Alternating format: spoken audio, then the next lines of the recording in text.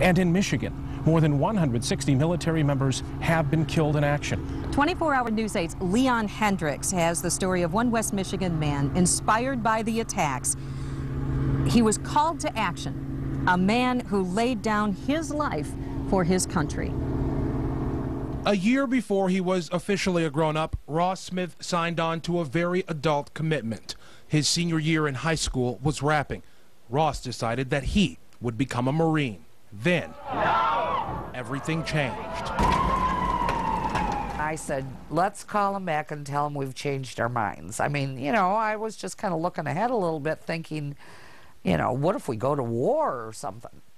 And he said, Mom, they need me now more than they ever did. I'm going. I'm not changing my mind. He ended up on a total of 3 different tours of duty. When he was called to Iraq for his 3rd tour, some in his unit pushed back, called their congressman to get them out of going. 3 tours is a lot. But Ross's mom and dad were under clear instruction from their son. He said, don't you dare call anyone. We're a unit. We all go together. He was well aware of the mounting risk. He said, Pops, he goes, I'm pretty worried about this one. During that last tour, he came home to spend a final Christmas with his family. Then it was back to the airport for Iraq. He walked down the hallway, all the way down, before he went into the airplane, and he turned around, and I just stayed there till he disappeared. Turned around, just went like that. And I went like that back, and that was it. That's the last time we saw each other. 2 months later, a roadside bomb. Finally, his number came up, you know. That was a raw day. That was the most horrible thing that can happen to anyone. You know, to tell my wife downstairs it's doing the laundry and having a nice day and, you know, having to yell down to my wife, you know, your son's dead. Wasn't an easy thing to do. That's the roughest day I've ever seen. It's been 10 years since that day in September. For them, it was that day in February, 5 years later, that it hit home. They've set up a memorial scholarship to remember Ross. Last year, it helped 2 students go to college. And they remember Ross by remembering the thousands of men and women still out there fighting. I'm proud of all these young people that went into the military and served their country. They weren't forced into the military. There was no numbers. They went in on their own accord. All these young people that went in, these are the best of the best. Leon Hendricks, 24-hour News 8. And turning again to some of those gut-wrenching images from Ground Zero nearly 10 years ago. 343. It's a number that means little to most people, but to anyone who's ever ran toward chaos to save someone's life, it is a number that they think of often.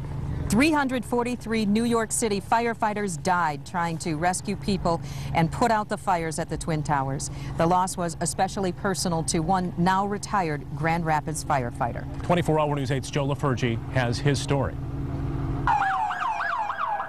Most of us remember September 11, 2001 for the shock, the fear, and the knowledge our world had changed. But it was more personal for Dave Van Holstein. It was a tough time. It was definitely a black cloud series of months there that while all that was going on, it was not good, not a good time.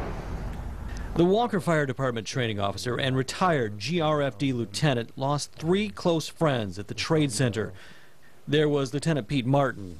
Pretty much the consummate family guy who, oh, by the way, he's also a New York City firefighter. And the Vigiano brothers, John and Joe. John was a fireman, and then his brother Joe went the other direction and was a police officer in New York. So, both good guys, love their job. Van Holstein met the men while training with the FDNY. Over the years, the relationship went from professional to personal. This 9/11, he'll be in New York with the families. And while Van Holstein knew the men who died personally, 9/11 was a day firefighters who've never even been to New York mourn.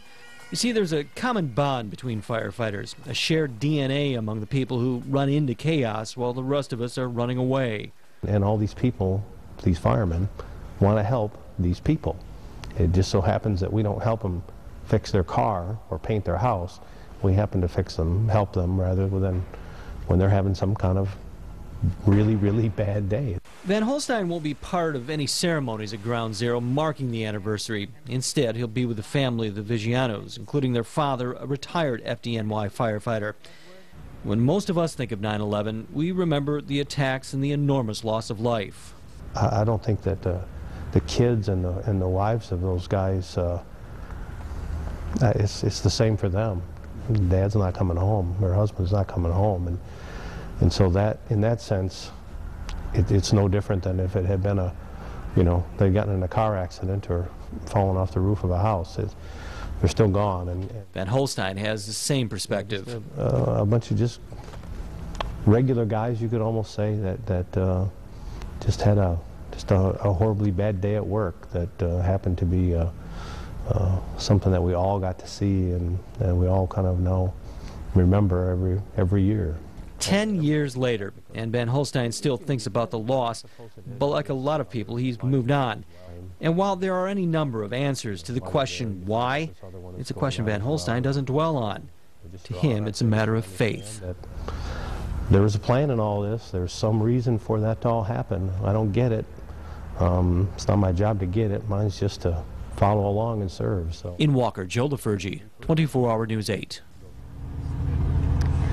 That single devastating day altered so much: our history, our daily lives, and our psyche.